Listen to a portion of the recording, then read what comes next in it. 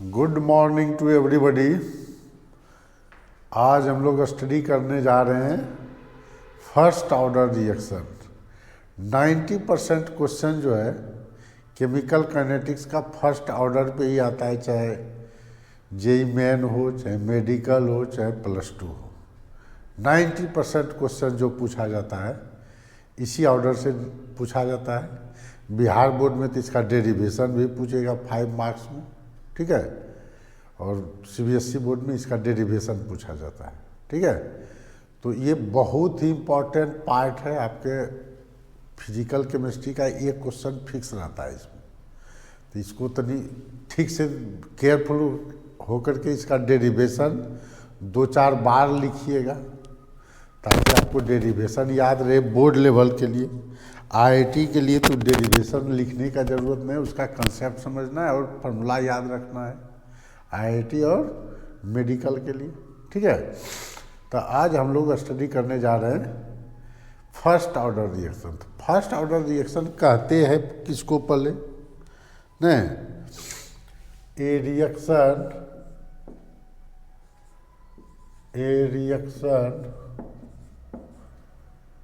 said to be first order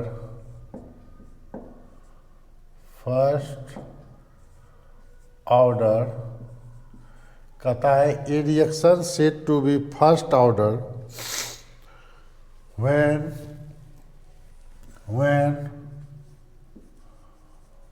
one concentration term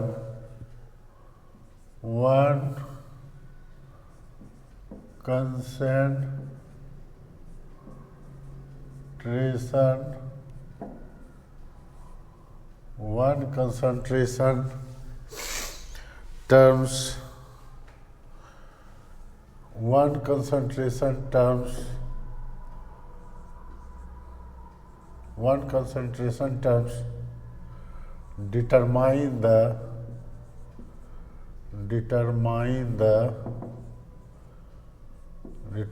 the rate of reaction,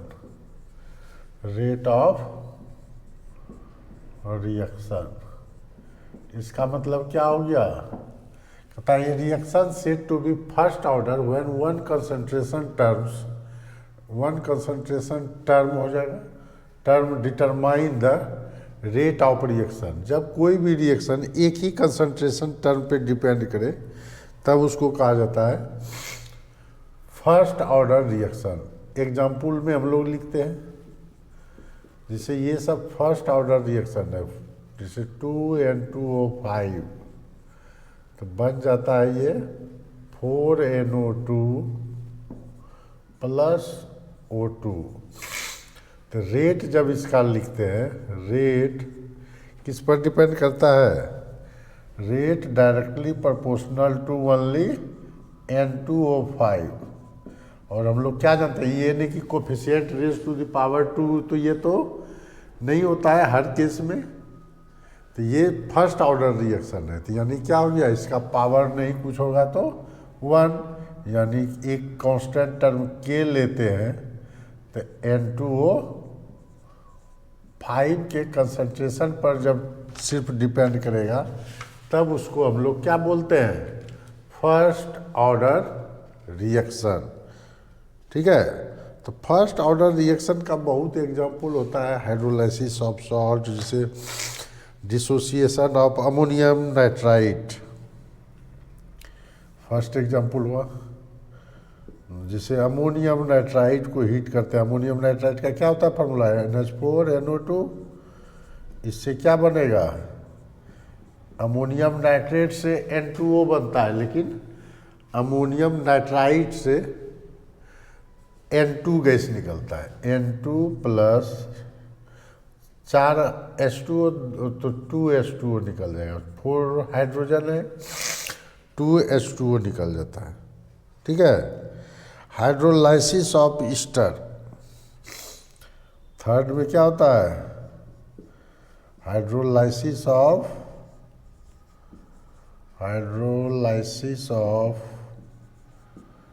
Easter.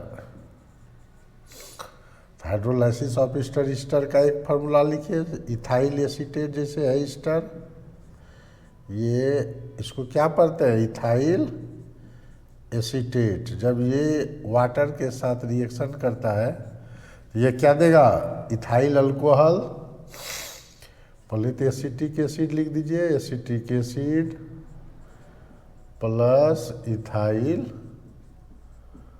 Alcohol, ये है ethyl acetate, common name है, या IPAC बोलेंगे ethyl ethanoate, तो ज़्यादा ही सब में चलता है इथाइल एसीटेट ही, एसीटेट। इसीलिए बोले हैं कि जितना भी एक वीडियो में बना हुआ है ना नोमेनक्लेचर में, कॉमन नेम आईपीएसी, वो एकदम बार बार रिपीट करते जाना है ताकि आपको याद रहे। इथाइल एसीटेट, ये हो गया एसिटिक एसिड, एसिटिक एसिड, ये क्या हो गया, इथाइल अल्कोहल, अल्कोहल। तो ये सब जो है मेरा क्या है, फर्स्ट ऑर्डर रिएक्शन। जैसे Cl2O7 को तोड़ते हैं, ये सब भी फर्स्ट, कोई भी हाइड्रोलाइसिस होगा ना, हाइड्रोलाइसिस जितना भी होगा, आगे पढ़ेंगे हम लोग, तो जितना भी हाइड्रोलाइसिस का केस होगा सब फर्स्ट ऑर्डर रिएक्शन होता है, क्योंकि इसका कंसंट्रेशन चेंज ही नहीं कर पाता है। जब इसका कंसंट्रेशन चेंज नहीं करेगा तो सिर्फ कंसंट्रेशन इस पर डिपेंड किया, इसलिए ये फर्स्ट ऑर्डर रिएक्शन होता है। चौथा होता है Cl2O7 को तोड़ते हैं तो ये देता है क्या चीज, 2Cl2 + 7O2 देता है।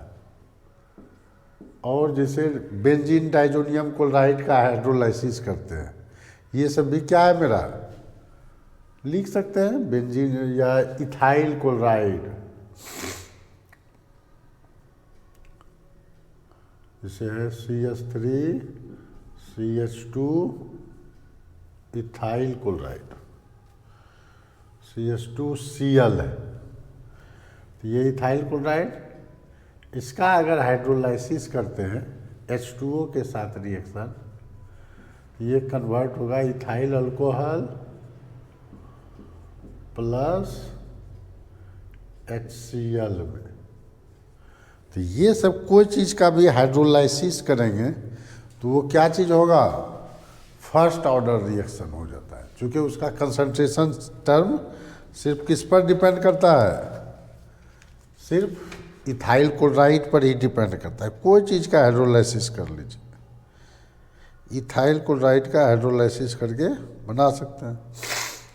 जैसे हम लोग बनाते हैं ग्लूकोज का, इसका, हाँ इसका भी हो जाएगा, सुक्रोज का हाइड्रोलाइसिस करते हैं एसिडिक मीडियम या बेसिक मीडियम में, तो ग्लूकोज और फ्रुक्टोज देता है।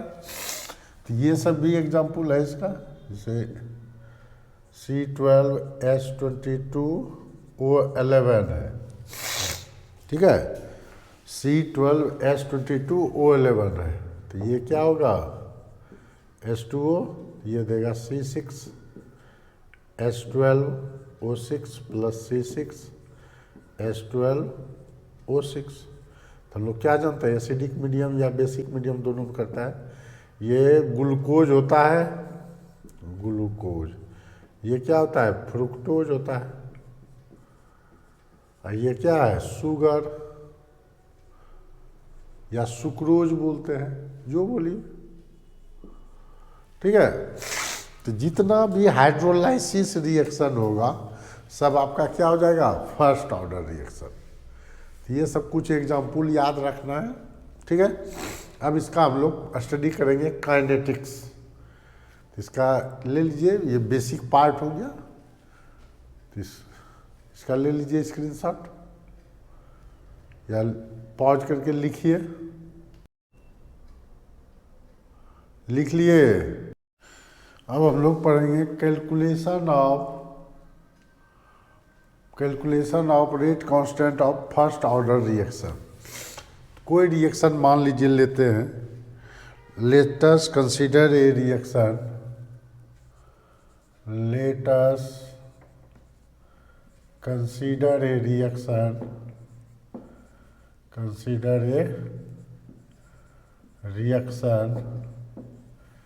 ए से बन रहा है, मान लीजिए प्रोडक्ट। ए से क्या बन रहा है, इधर थोड़ा लिखना होगा। ए से बन रहा है प्रोडक्ट, ठीक है। अब देखिए इनिशियली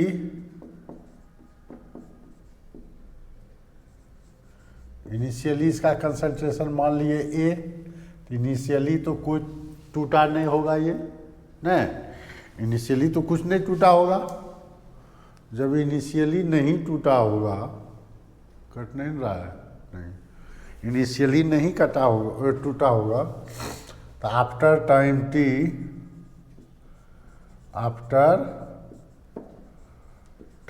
टी क्या हो जाएगा, आफ्टर टाइम टी क्या हो जाएगा, इसका मान लीजिए एक्स टूटा, तो ए माइनस एक्स बना होगा।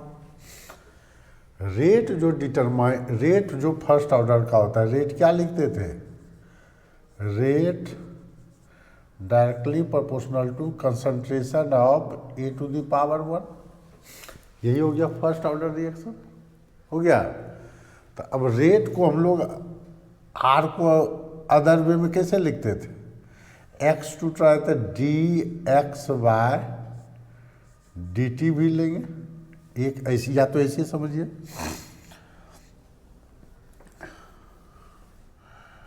ये जो लेते थे रेट कैसे लिखते थे, -1/1 या dA/dt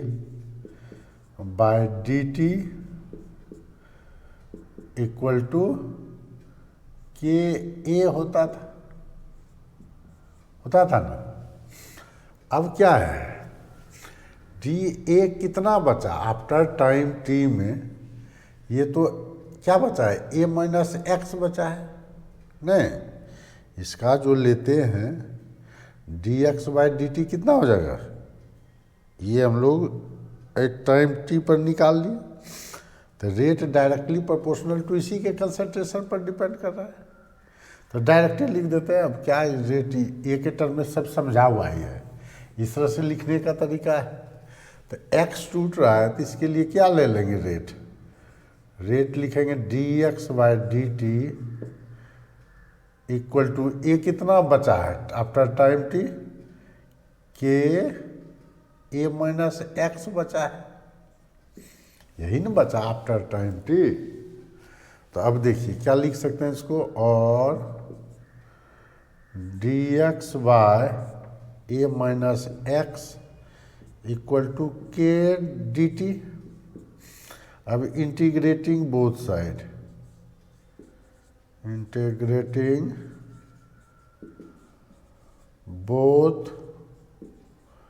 साइड, दोनों साइड जब इंटीग्रेट करेंगे तो क्या हो जाएगा, देखिए इंटीग्रेशन कीजिए dx/a minus x, dx/a minus x equal to क्या हो जाएगा, के dt। अब ये जानना पड़ेगा dx/a माइनस एक्स का फॉर्मूला ही है -ln a माइनस एक्स, ये हो जाता है -ln a माइनस एक्स, के तो बाहर हो गया, के टी, इंटीग्रेशन किसका करेंगे, के का, इसका करेंगे dt का, के रहने दीजिए, के तो कांस्टेंट है, इंटीग्रेशन इसका होगा, इसको लिख सकता है के टी प्लस सी, इसको लिखेंगे के टी का इंटीग्रेशन टी हो गया dt का प्लस सी, तो ये इंडिफिनिट इंटीग्रेशन था। अब देखिए क्या है, when t equal to 0, initially मतलब क्या हुआ, t equal to 0, when t equal to 0, तो x क्या था, 0 था, तो x इक्वल टू 0, तो इसमें पुट कर दीजिए। तो पुट कर देंगे तो क्या हो जाएगा, माइनस ln a, आई तो 0 इक्वल टू c हो जाएगा। नहीं, अब मान लीजिए इक्वेशन मान लेते हैं, नहीं तो गड़बड़ हो जाएगा। मान लीजिए वह फर्स्ट इक्वेशन है, ये आपका सेकेंड इक्वेशन है, ठीक है। इसको लिखना पड़ेगा, putting the value of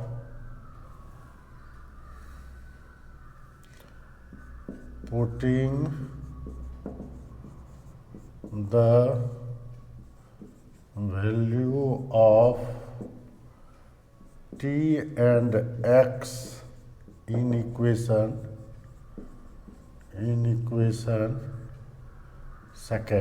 second में पुट कर दीजिए तो क्या हो जाएगा, माइनस ln a बराबर c। अब c का वैल्यू इसमें पुट कर दीजिए सेकेंड में,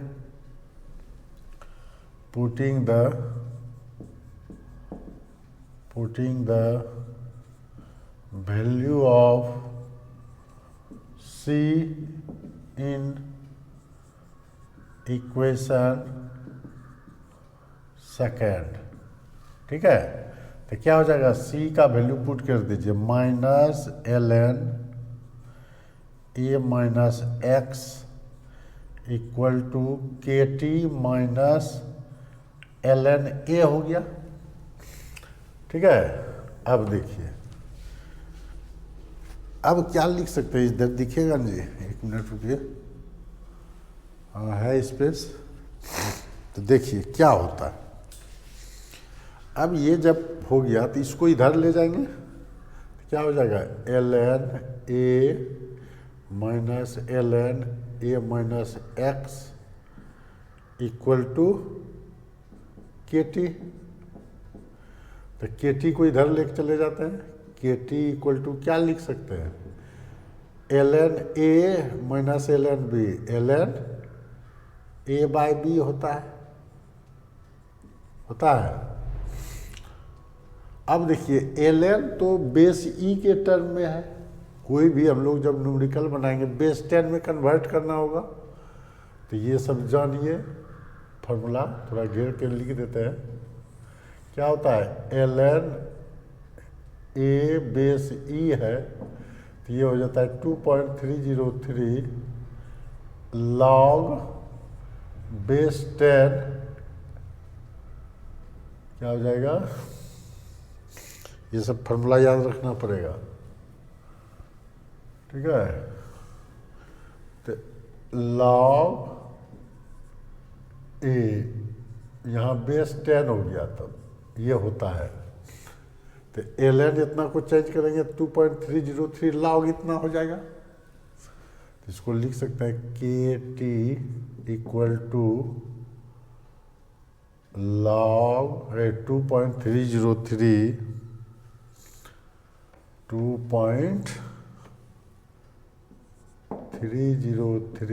log a by a minus x. अब के निकालना है, हम लोग क्या पढ़ रहे हैं, calculation of rate constant of first order reaction. तो के इक्वल टू क्या लिख सकते हैं, 2.303 by t log a by a minus x. यही है rate constant of first order reaction, ठीक है। तो हम लोग दो याद रखेंगे, ये जो होता है d x by a minus x minus ln a minus x हो जाता है, ठीक है। यही हो गया आपका calculation of rate constant of first order reaction. ये आपको बोर्ड के लिए काफ़ी इम्पोर्टेंट है, चाहे सीबीएसई बोर्ड दीजिए चाहे बिहार बोर्ड दीजिए, सब में ही पूछा ही जाता है डेरिवेशन, बार बार पूछा जाता है, अल्टरनेट ईयर में पूछा जाएगा, इस पर न्यूमेरिकल पूछा जाएगा, ठीक है। तो हम लोग ग्राफ देखेंगे फिर रेट के टर्म में, तो ये सब के टर्म में हम लोग ग्राफ देखेंगे सबका फिर अलग अलग। तो वो फार्मूला याद रखना है खाली कि dx by a minus x हो जाता है ln a माइनस एक्स। ठीक है, और तो सब चीज़ आसान ही है, कोई चीज़ है नहीं। और ln को जब चेंज करते हैं लॉग में बेस 10 में तो 2.303 डाटा आ जाएगा। क्लियर हो गया?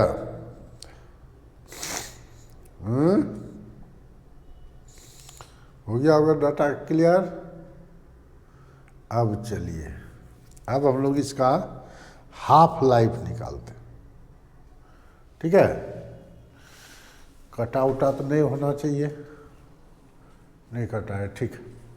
अब देखिए इसका हम लोग निकालते हैं हाफ लाइफ। इसका स्क्रीनशॉट लीजिए, बहुत इंपॉर्टेंट। इसको जितना बार लिखना है फर्स्ट हाफ लाइफ तक जितना बार लिखना है लिखिएगा, एकदम important.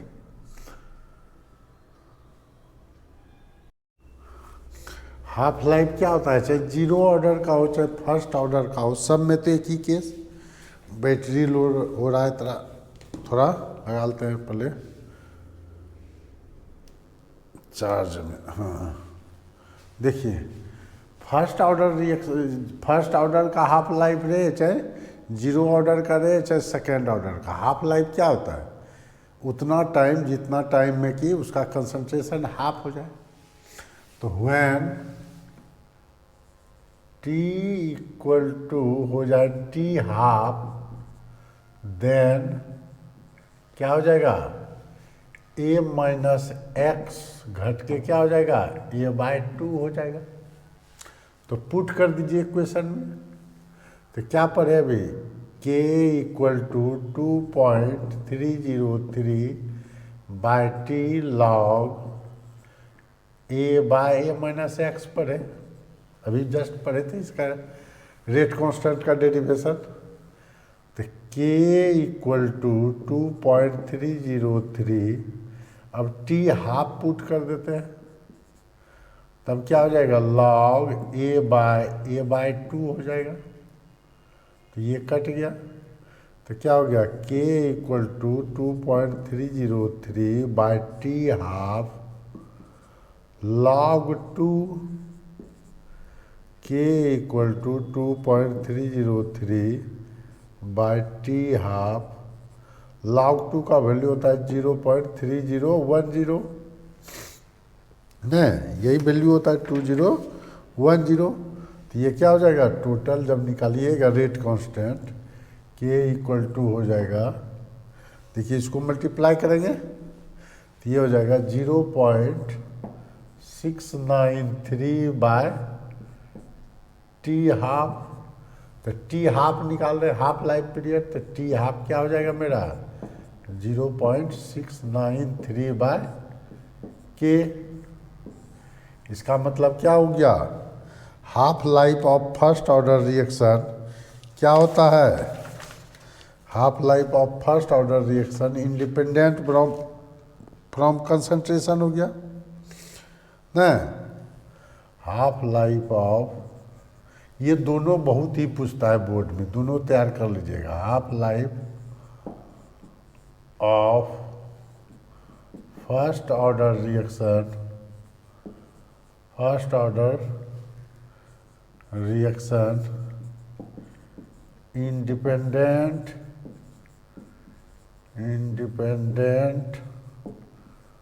From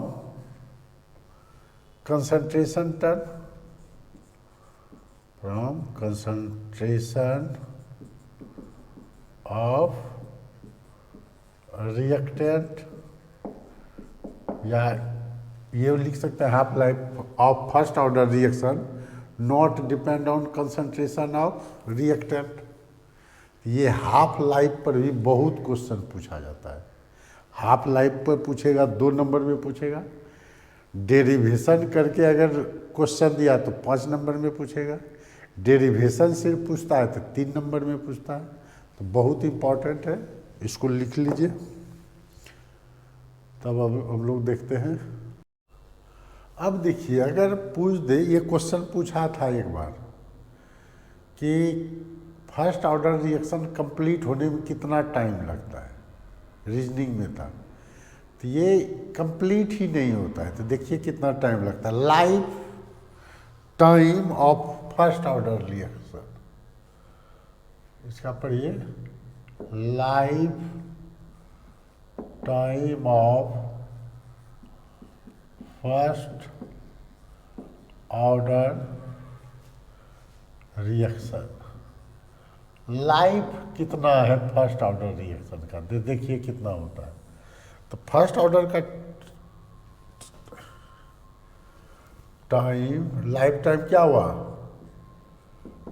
time in which time in which reaction 100% completed, time in which reaction 100% completed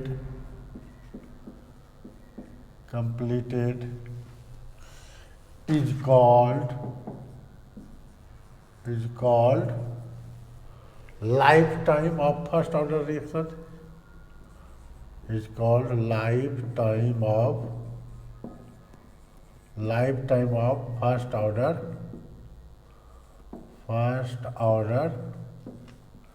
reaction. कोई भी रिएक्शन 100% कंप्लीट होगा तो कितना टाइम लगता है उसको लाइफ टाइम कहेंगे, ठीक है। तो अब क्या लेंगे, T equal to T life time लीजिए, लाइफ टाइम, ठीक है, लाइफ टाइम लीजिए। और तो ए माइनस एक्स बराबर क्या हो जाएगा, ए माइनस एक्स हो जाएगा 0 आपका, यही ना। जब कंसंट्रेशन आफ्टर टी 0 हो जाए तब ना ये हुआ।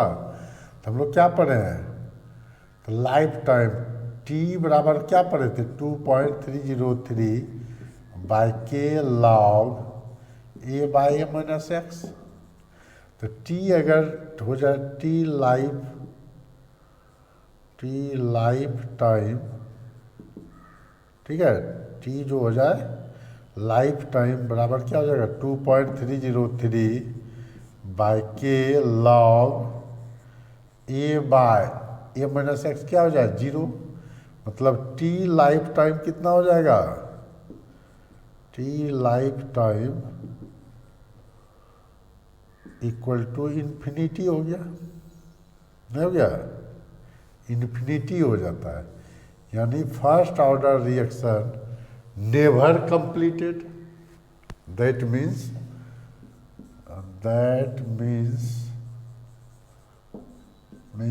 फर्स्ट ऑर्डर रिएक्शन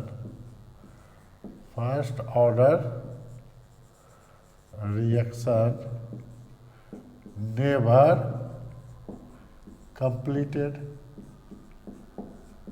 ये कभी कंप्लीट ही नहीं होता है, कुछ ना कुछ बच जाएगा, नेवर कंप्लीटेड। तो life time of first order हम लोग पढ़ लिए।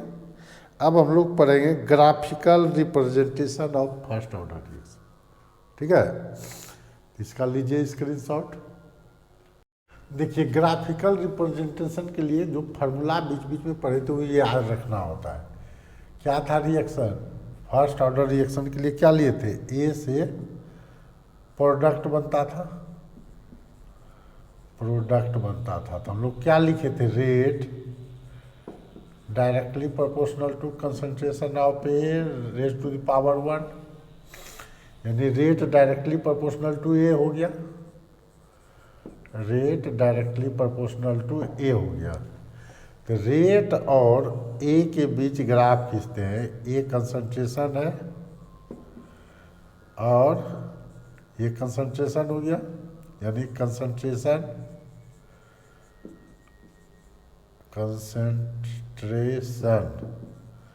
और रेट के बीच ग्राफ खींचते हैं। तो ये क्या आ जाएगा, directly proportional rate straight line चला जाएगा इस तरह से ना। इसका स्लोप होगा, ये स्लोप क्या हो जाएगा, slope equal to tan theta equal to k, ये बराबर के लिख सकते हैं, रेट बराबर के ए, नहीं इसको यही लिखते हैं, रेट इक्वल टू के ए, तो स्लोप हो गया tan थीटा। ठीक है, अब हम लोग निकाले थे रेट और टाइम के बीच ग्राफ खींचिएगा, टाइम के साथ कंसंट्रेशन क्या हो रहा है, घटते रहता था। हम लोग यही लेते थे कि रेट है तो टाइम के साथ ए माइनस एक्स होता था। तो टाइम और रेट के बीच ग्राफ खींचते हैं, रेट और टाइम के बीच, ठीक है, रेट और टाइम के बीच अगर ग्राफ खींचते हैं तो क्या होता है, टाइम के साथ कंसंट्रेशन घटेगा, लेकिन कभी भी कंप्लीट नहीं होता, इसलिए इसे शो कर दीजिए। कंप्लीट होता तो कट जाता, क्योंकि इनफाइनाइट टाइम लगता है कंप्लीट होने में। ये हो गया इस तरह से डिक्रीजिंग ऑर्डर में। इसको थोड़ा बढ़िया से बना लीजिए ऐसे।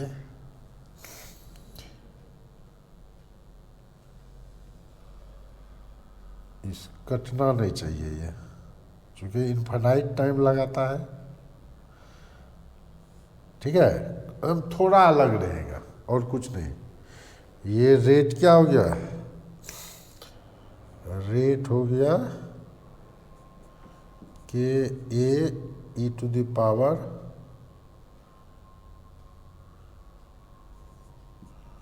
Minus k t.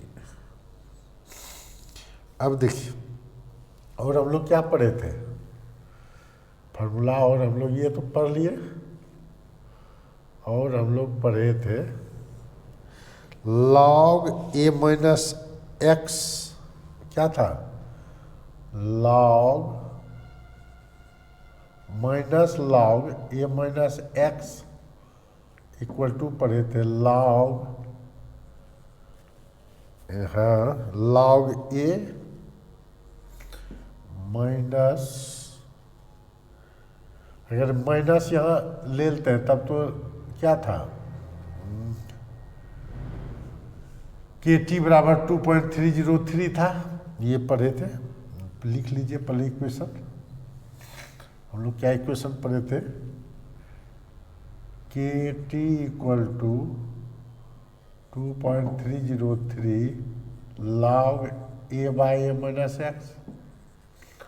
तो हम इसको लिख सकते थे k t by 2.303 equal to log a minus x लिख सकते हैं ना, लिख सकते हैं ना। अब देखिए, अगर लॉग माइनस करते थे ये भी इधर माइनस हो जाएगा, या इसको ले आते हैं तो ये इधर माइनस हो जाएगा, दोनों बात एक है। जिससे लीजिए log a minus x equal to क्या हो जाएगा, log a minus k t by 2.303 हो गया। तो अब देखिए यहाँ पर जो लेंगे लॉग ए माइनस एक्स और टाइम के बीच, ये क्या है, निगेटिव स्लोप। स्लोप कितना होगा कि इसको लिख सकते हैं ना, y बराबर एम एक्स प्लस सी। ये अगर y है तो m ये होगा, इतना पार्ट एम एक्स प्लस सी ये हो जाएगा। इसको इसे लिख दीजिए तब समझ में आएगा, माइनस के बाय 2.303 टी प्लस लॉग ए, तो y बराबर क्या पड़े, एम एक्स प्लस सी नहीं पड़े, y बराबर एम एक्स प्लस सी, तो c तो ये है। अब अगर इसका ग्राफ खींचते हैं, log a minus x,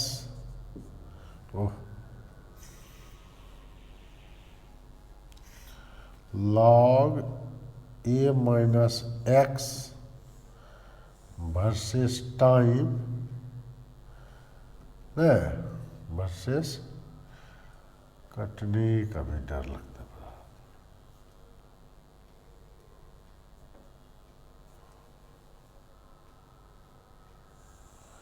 versus time, तो क्या देख रहे हैं, स्लोप तो मेरा क्या है, निगेटिव स्लोप है, यही ना है, -k/2.303 है,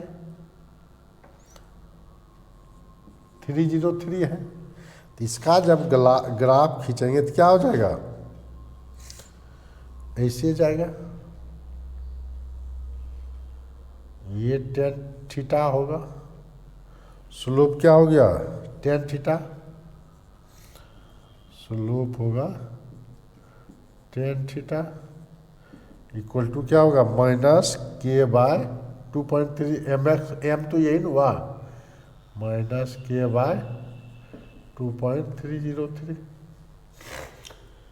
तो ये तीसरा ग्राफ हुआ न। और हम लोग क्या पढ़े थे, रेट बराबर पढ़े थे,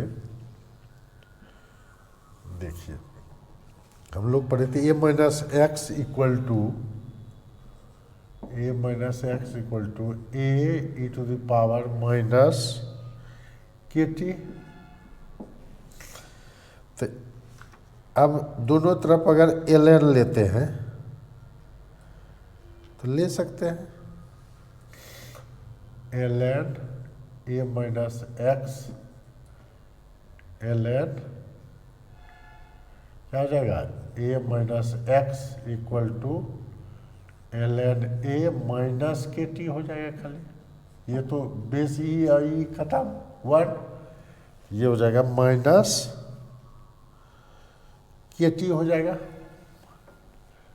ग्राफिकल रिप्रेजेंटेशन से बहुत ही क्वेश्चन आता है, इसीलिए इसको, अब देखिए ये हो गया y equal to mx plus c, इसको लिख सकते हैं ln a minus x equal to minus kt plus ln a, तो y equal to mx plus c हो गया।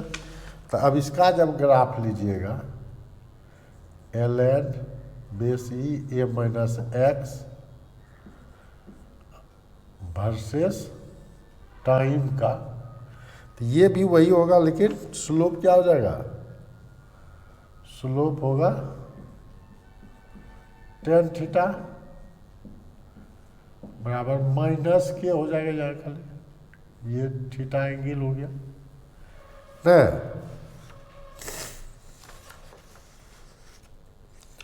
अब concentration of reactant versus time खींचते हैं, ये इसे चलिए, concentration of reactant versus time, ये ग्राफ नंबर 1 2 हो गया, थर्ड हो गया, फोर्थ हो गया, फोर्थ के लिए हम लोग ये सब बनाए ऐसा, फोर्थ यहीं से लिख दीजिए, यहीं से थर्ड लिख दीजिए, इसी के लिए है ये सब, थर्ड यहाँ से लेंगे, फोर्थ, फिफ्थ हो जाएगा ना, fifth graph concentration of reactant versus time, concentration हटेगा नहीं सब ग्राफ, अच्छा दूसरा में चलेंगे, कोई बात नहीं है, इसको लीजिए, कंसंट्रेशन ऑफ रिएक्टेंट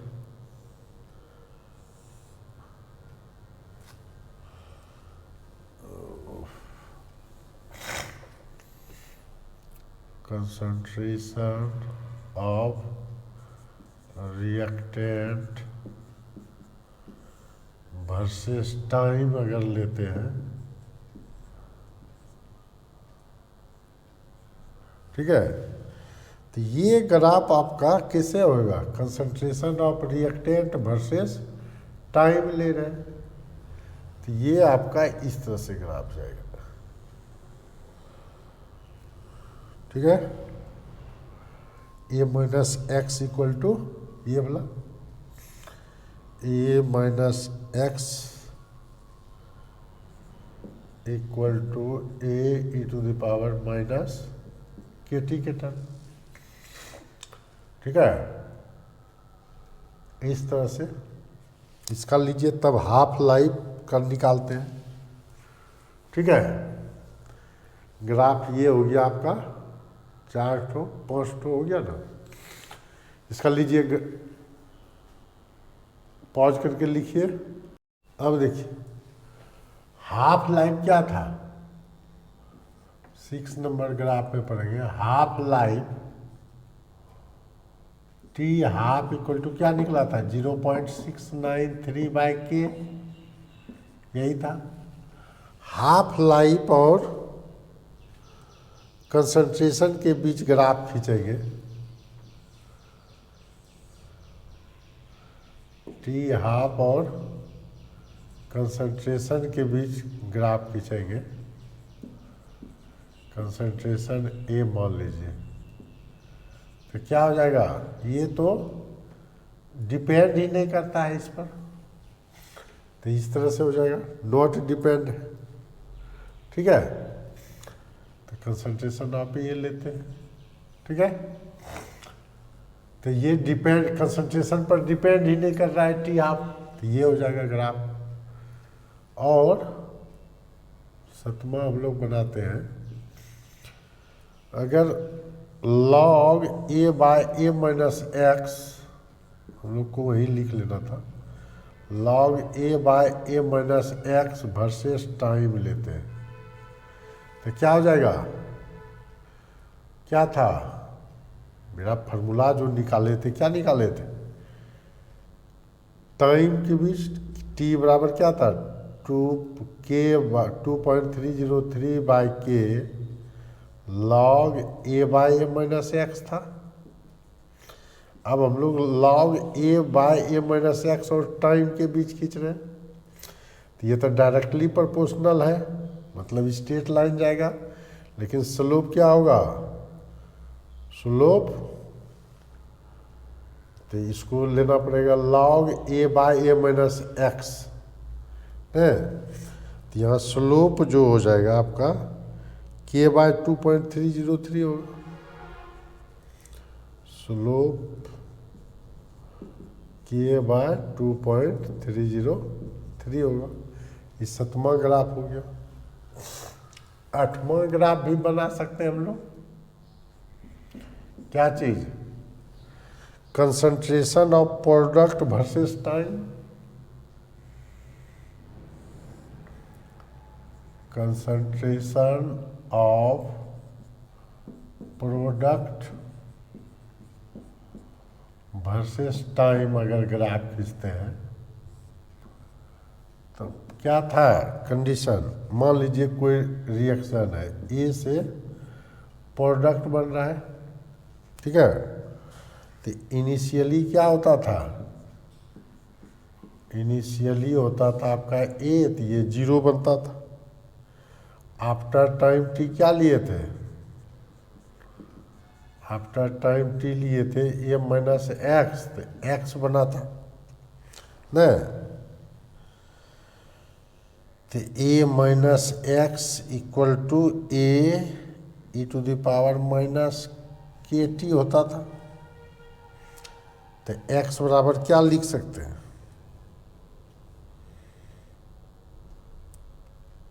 एक्स बराबर लिख सकते हैं a-e⁻के टी, एक्स को इधर लेके चले गए, तो ए कॉमन हो गया, 1 e⁻के टी न, तो कंसंट्रेशन ऑफ प्रोडक्ट तो मेरा एक्स है, एक्स और इसके बीच ग्राफ हो जाएगा ए, ये वाई क्या हो गया, तो एक्सपोनेंशियल पर है, तो ये ग्राफ कैसा जाएगा, ऐसा आ जाएगा न। Concentration of product versus time के बीच, टाइम के साथ क्या होगा, ये इस तरह से होते जाएगा, एक्सपोनेंशियल का ग्राफ हो जाएगा। तो इस तरह से हम लोग ग्राफिकल रिप्रेजेंटेशन भी देख लिए। कुछ एग्जाम्पल्स होता है फर्स्ट ऑर्डर का, ये जानना जरूरी है। इस पर भी आईआईटी सब में डाल देता है क्वेश्चन। बोर्ड के लिए तो सब नहीं है, लेकिन आईआईटी में डालेगा क्वेश्चन।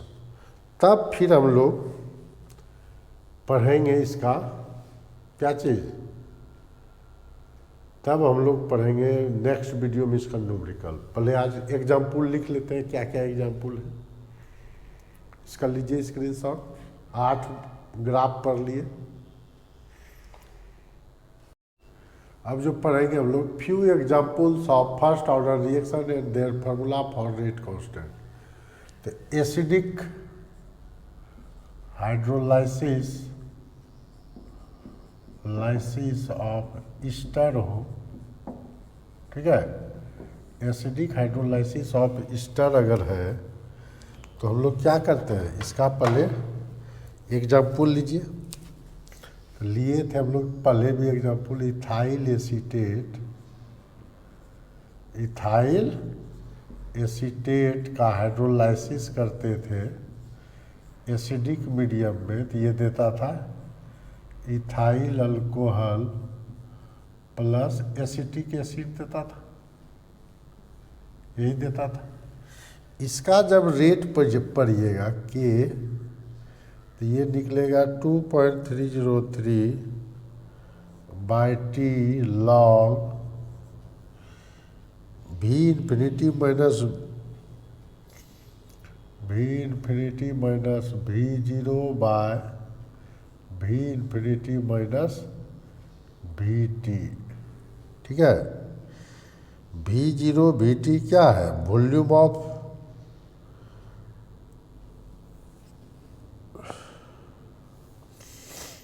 ये दिया रहेगा आपको, we infinity we zero we T, ये आपको दिया रहेगा, ठीक है।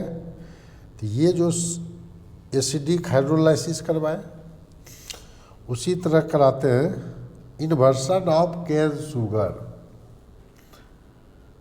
इन्वर्सन ऑफ कैन शुगर, ये भी एसिडिक मीडियम में C12H22O11 है। इसका हाइड्रोलाइसिस करते हैं एसिडिक के मीडियम में, H प्लस के प्रेजेंस में क्या देता है, ग्लूकोज प्लस फ्रुक्टोज C6H12O6, एक है ग्लूकोज एक है फ्रुक्टोज, पहले भी लिखे हैं ये सब, ग्लूकोज ये फ्रुक्टोज, ठीक है। तो इसका जो रेट निकलता है, रेट कांस्टेंट के क्या हो जाता है 2.303 by t log rate of initial rate minus rate at infinity by rate at time t minus rate infinity, ठीक है। वेयर क्या है, where R0 RT and R infinity are polymetric reading, are polymetric reading है, ठीक है।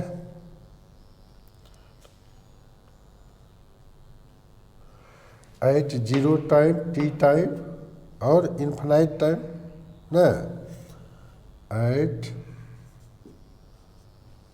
Zero time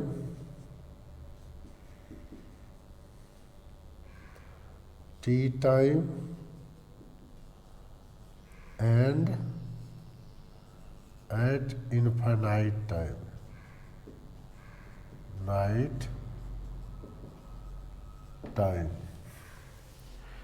कटा नहीं जी, eight infinite time नहीं कटा है।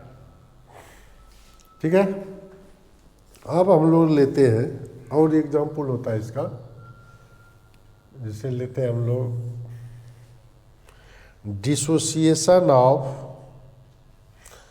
Ammonium N2O5 and ammonium nitrite. Dissociation of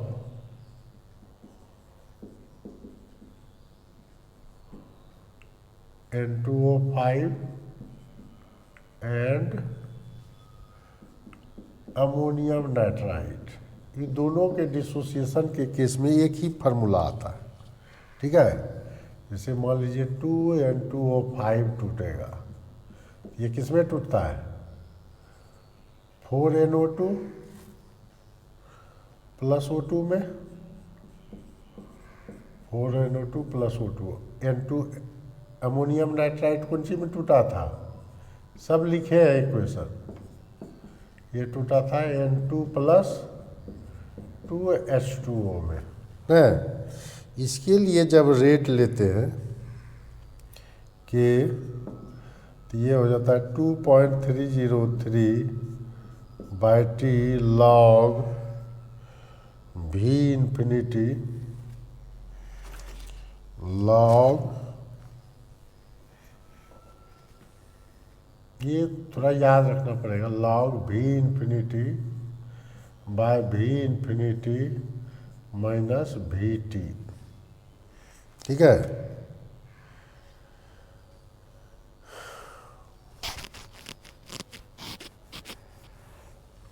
तो ये V infinity क्या है और VT वॉल्यूम ऑफ N2 और O2 निकला है, N2 और O2 collected at time t and infinite time।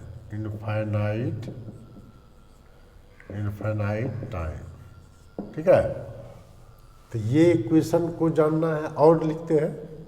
ठीक है, ये थर्ड केस हो गया आपका। Third, fourth case dissociation of H2O2 भी लिखते हैं, उस पर भी क्वेश्चन पूछ देता है।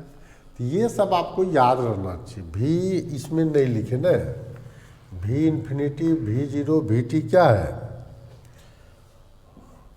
where V0 VT and V infinity क्या है? are the volume of NaOH solution for titrating। NaOH solution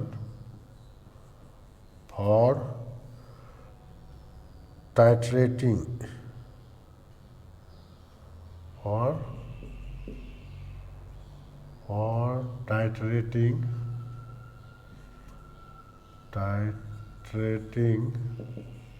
titration करते हैं, तो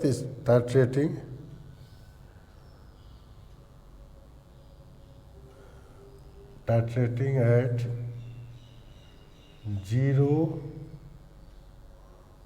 at time 0 T time and infinite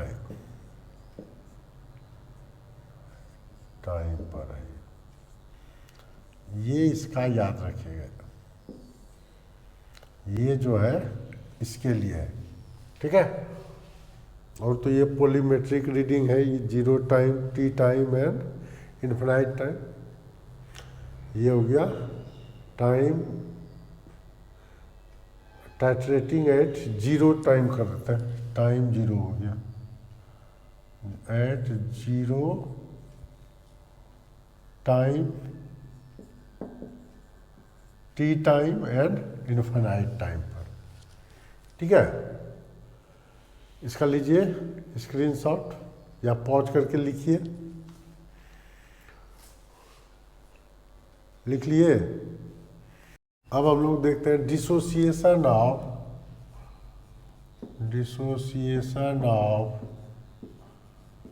H2O2।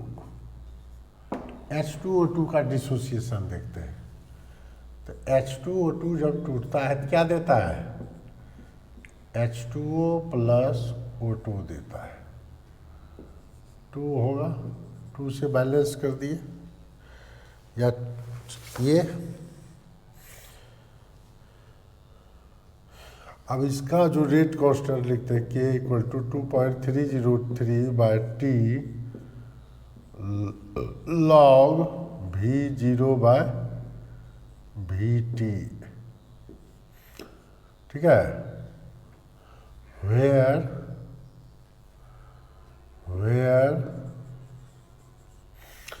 V0 क्या है? where V0 and VT are volume of KMnO4 solution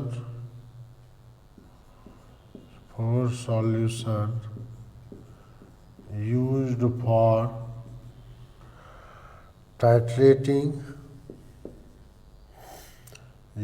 for titrating at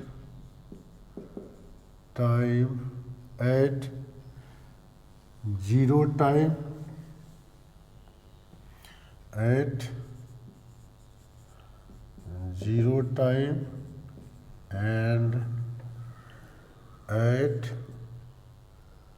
time t। ये जो है volume of KMnO4 है at zero time and at time t। Zero time पर और time t पर ये है। और हम लोग nuclear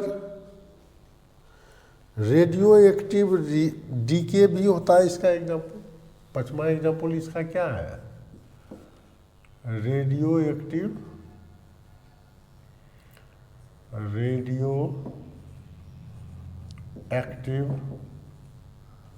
DK. Radioactive dissociation जितना भी होता है सब क्या होता है?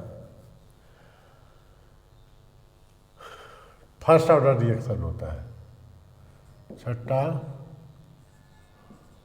Growth and